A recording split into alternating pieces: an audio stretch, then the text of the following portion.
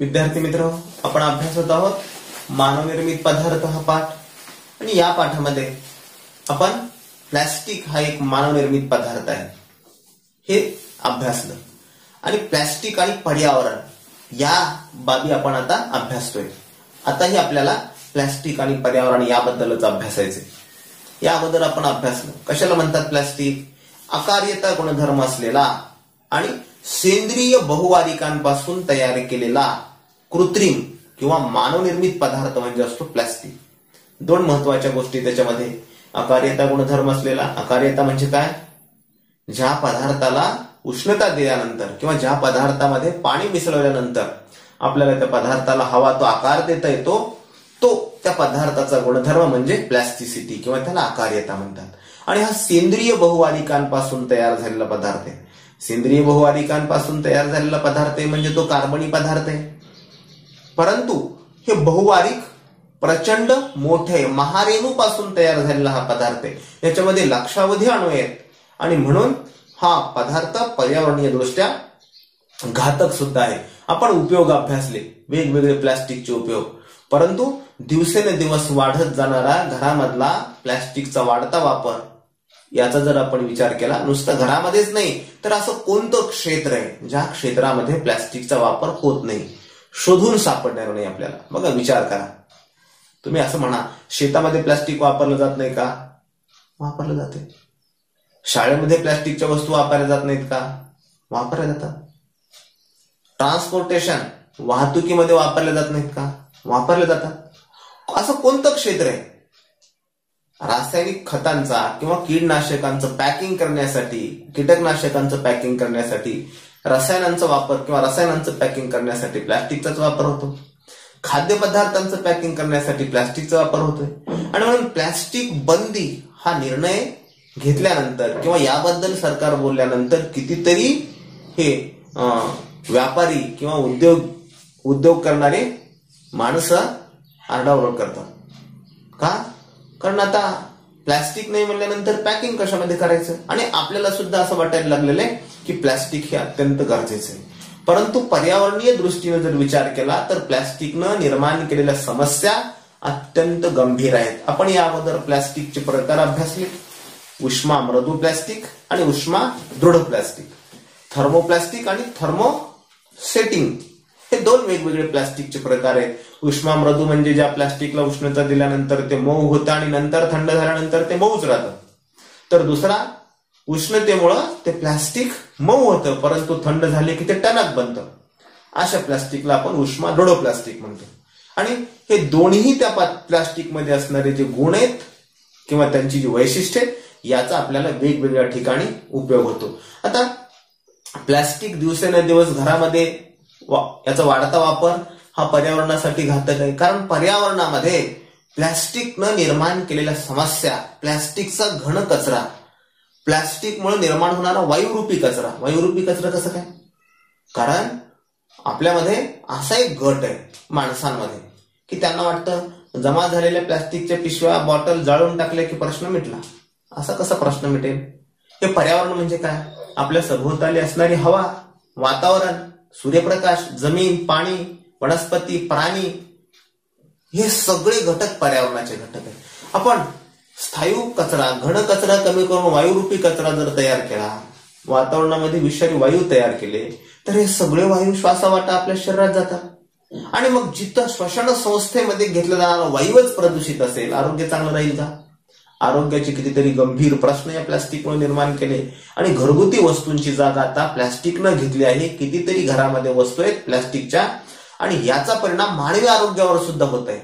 कारण हे रोज थोडं थोडं थोडं हजारो वर जरी वर्ष लागलं तरी पण रोज आपल्याला अर्धा मिलीग्रॅम, 1 मिलीग्रॅम जरी प्लास्टिक आपल्या शरीरामध्ये गेलं तरी प्लास्टिकचा संचय होत आहे. आणि हे अविघटनशील आहे, नॉन डायजेस्टेबल आहे, ते पचतही नाही आपल्या शरीरामध्ये.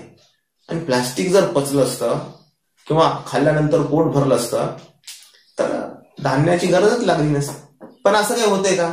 नाही. आणि यामुळं प्लास्टिकनं निर्माण केलेल्या समस्या, माणसांमध्ये विकार देखील याच्यामुळे वाढले.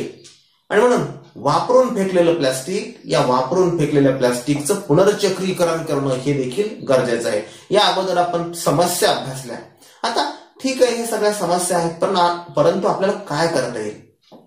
या प्लॅस्टिकचं प्रमाण वाढतंय आणि हे काही आपल्या एकट्याच्या हातात नाही, परंतु आपल्या एकट्याच्या हातात काय आहे? आपण काहीतरी करू शकतो. वापर कमी करणे हे आपल्या हातात आहे की नाही? आपल्या हातात. आपण जर ठरवलं तर ठरवू शकतो मला कमी वापरायचं. बाजारामध्ये गेल्यानंतर कोणी केळीवाला म्हणतो का माझ्या कॅरी बॅग मध्ये नेलंस तर तुला केळी देणार, असं कधी म्हणलं का? चुकून म्हणत नाही. तुम्ही म्हणा केळी घ्यायचे, माझ्याकडे आहे कापडी पिशवी, मी घरून आणलेली, मला त्या पिशवीमध्ये दे. दुकानदार आपल्याला साखर 10 किलो घ्यायची असली तरी कॅरी बॅग मध्ये देतो. आपण म्हणा मी कापडी पिशवी आणलेली आहे, ह्या पिशवीत दे साखर, देईल दुकानदार. त्याच्यात दुकानदाराचा देखील फायदा आहे. परंतु दिवसेंदिवस आपण हा विचारच करत नाहीत. आपल्या प्रत्येकाला वाटायला लागलेले रिकाम्या हाताने बाजारात गेलं पाहिजे आणि बाजारातून येताना सगळ्या वस्तू घेऊन प्लॅस्टिकच्या पिशवीमध्ये आपण आलो पाहिजे. ही आपली प्रवृत्ती दिवसेंदिवस वाढत आहे. म्हणून जो सुजान नागरिक आहे, शहाणा माणूस आहे, विचारी माणूस आहे, आणि माणूस तसं विचारीच आहे. माणसानं स्वतःला नाव सुद्धा काय दिलेलं आहे? शहाणा माणूस. खरं म्हणजे होमोसेपियन. ज्यावेळेस हा इरेक्ट झाला, म्हणजे उभा झाला, आडवा होता अगोदर, परपेंडिक्युलर होता, नंतर इरेक्ट झाला, होमो इरेक्टस, आणि होमो इरेक्टसचा होमोसेपियन झाला, म्हणजे विचारी माणूस, शहाणा माणूस, सुजान माणूस. आणि मग या सुजान माणसाचा शहाणपणा हा त्यानं जर वापरला, आता अतिशहाणा झालाय तो, त्याच्यामुळे तो वापरत नाही. अतिशहाणा कधी चांगलाच नसतो. का? कारण या गोष्टी माणूस विसरत चालला दिवसेंदिवस. आपण जिवंत कशामुळे आहोत? हे पर्यावरण आहे. हवा, माती, पाणी, सूर्यप्रकाश, जमीन, वनस्पती, प्राणी हे सगळे आहेत म्हणून आपण जिवंत आहोत. परंतु आपल्याला काय वाटायला लागलं? आपल्या घरामध्ये जितक्या वस्तू जास्त तितके आपण सुखी.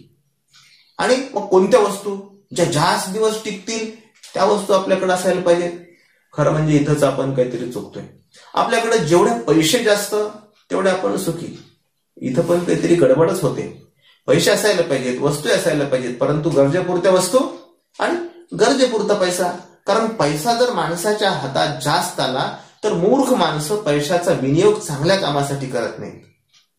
आणि ही माणसं मूर्ख नसतात असं सुद्धा ते म्हणतात. पैसाच वाईट आहे.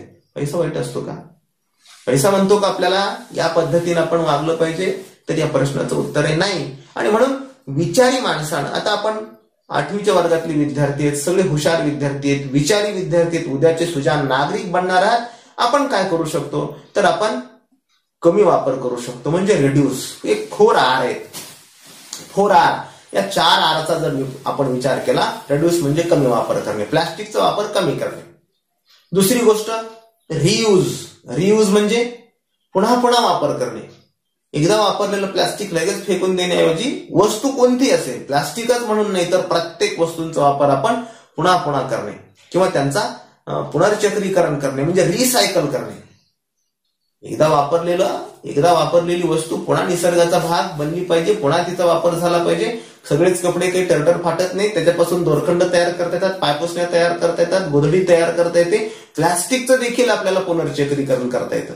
म्हणून पुनर्चक्रीकरण करणे. आणि त्याच्यानंतरचा आर आहे रिकव्हर. रिकव्हर म्हणजे काय? ते पुन्हा प्राप्त करणे. आता हे फक्त 4 आरच नाहीत तर असे 9 आर सुद्धा आहेत. आणखी याच्यामध्ये आपल्याला दुसरे आर घालता येतील. तर कुठले कुठले बाकीचे आर आहेत? म्हणजे रेफ्यूज. रेफ्यूज म्हणजे वापर नाकारणे, रिड्यूस म्हणजे कमी करणे, आणि रेफ्यूज म्हणजे आता काय? नकोच मला हे वापरणारच नाही मी, असं करू शकतो की नाही?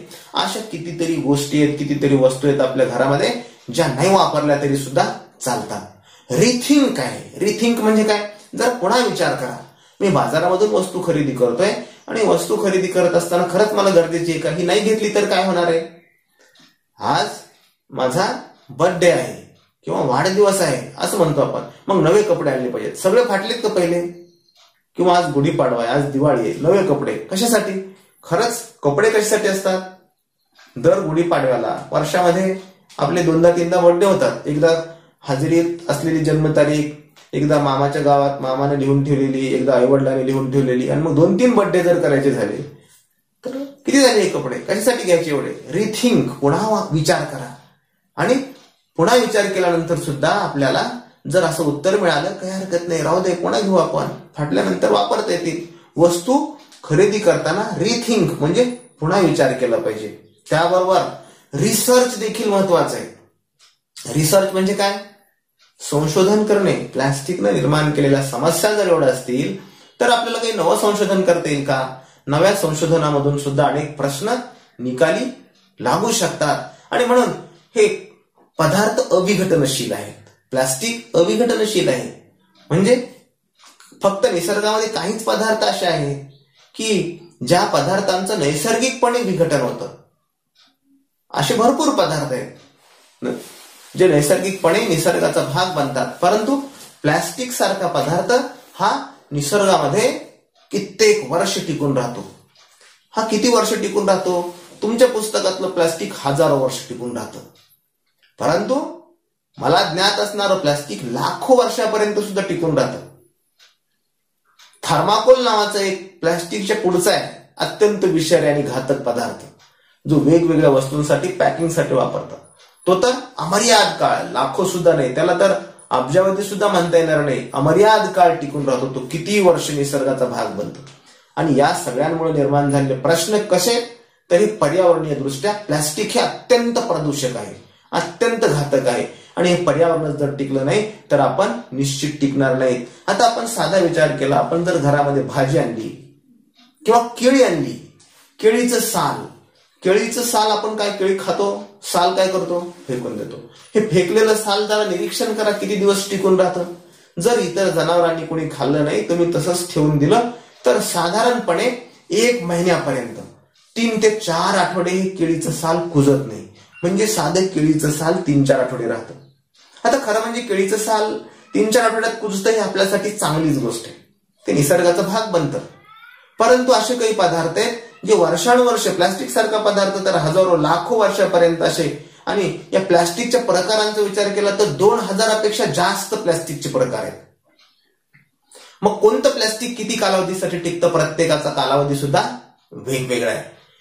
कागदाची पिशवी 1 महिना, कोणताही कागद आपण फेकून दिलेला कागद निसर्गामध्ये 1 महिन्यापर्यंत तसाच राहतो. 1 महिन्यानंतर तो हळूहळू कुजतो. आपण हिवाळा आहे, उलनचे स्वेटर वापरतो, लोकरीचे सॉक्स वापरतो, टोप्या वापरतो. हे साधारणपणे 1 वर्षापर्यंत टिकून राहतात खराब झाल्यानंतर. म्हणजे यांचा टिकाऊ कालावधी कसा आहे? भाजी असेल, भाजीची देठ आहेत, 1 ते 2 आठवडे भाजीची देठ काढून टाकली सुद्धा निसर्गामध्ये तशीच राहतात. सुती कपडा असेल 1 वर्षापर्यंत सुती कपडा राहतो. चिंध्या असतील तर साधारणपणे 5-6 महिने, म्हणजे वापरलेला. चिंध्या कशाच्या होतात? कपडा वापरून टाकून दिल्यानंतर साधारणपणे 5-6 महिन्यापर्यंत राहतात चिंध्या. लाकूड जर असेल तर लाकूड साधारणपणे 10 ते 15 वर्ष निसर्गाचा भाग राहतो. आणि प्लास्टिक हजारो वर्षापर्यंत राहतं. थर्माकोल तर अमर्याद काळापर्यंत राहतं. म्हणजे काय? हे आतापर्यंत आपण जे केळीची साल असेल, भाजी असेल, सुती कापड असेल, लाकूड असेल, हे सगळे पदार्थ कसले? किंवा कागदी पिशवी, लोकर आहे, हे सगळे विघटनशील पदार्थ आहेत. परंतु प्लास्टिक आणि थर्माकोल हे पदार्थ अविघटनशील पदार्थ आहेत. यांचं पुन्हा चक्रीकरण होत नाही, ते निसर्गाचा भाग बनत नाही. आणि म्हणून दिवसेंदिवस पर्यावरणीय प्रश्न या प्लास्टिकनं निर्माण केले आहेत.